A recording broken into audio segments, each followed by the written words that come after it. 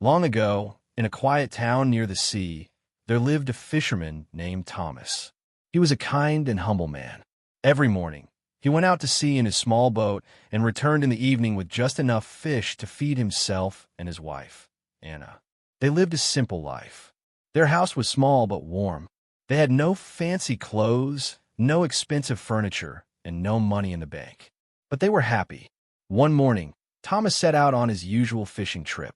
The sea was calm, and the sun was rising. Hours passed, but he caught nothing. He was about to return home when suddenly he felt a strong pull on his fishing net. This must be a big one, he thought. He pulled and pulled. When he finally lifted the net, he was shocked.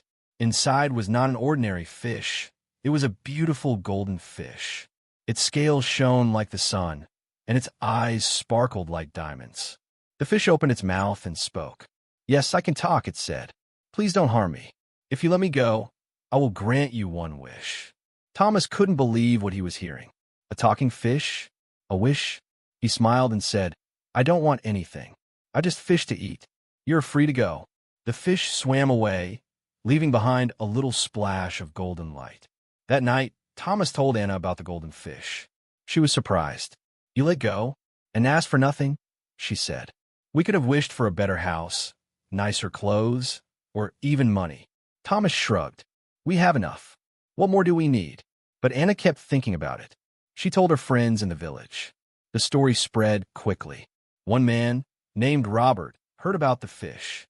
He was known in the village for always wanting more. His house was already bigger than most, but he wasn't satisfied.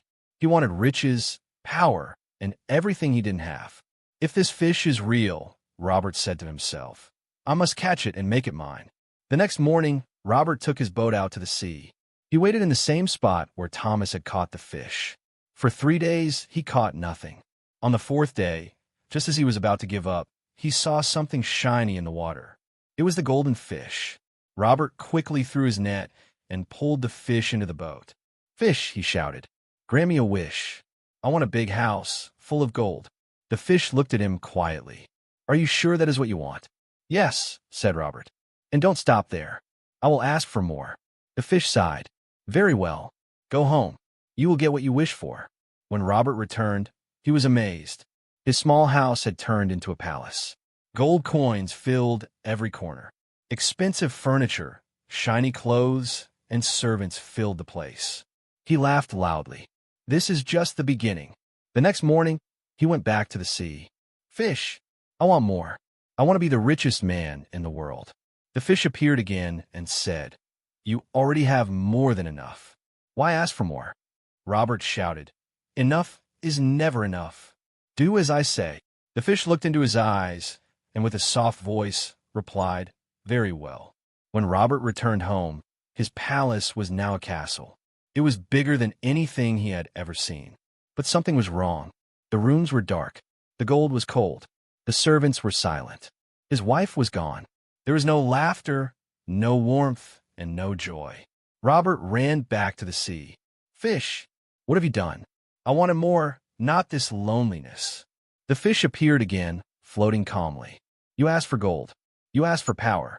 But you never asked for peace, love, or happiness. Greed only grows. It never fills you. You had a chance to live simply and be happy. But now, you must live alone, with everything and nothing." With those words, the fish disappeared forever. Robert returned to his empty castle. Every day he sat on a golden chair, surrounded by treasure, but feeling poor inside. No one visited. No one cared. He had everything he wanted, except the things that truly mattered. Greed makes you blind to what you already have. True happiness is not in having more, but in being thankful for enough.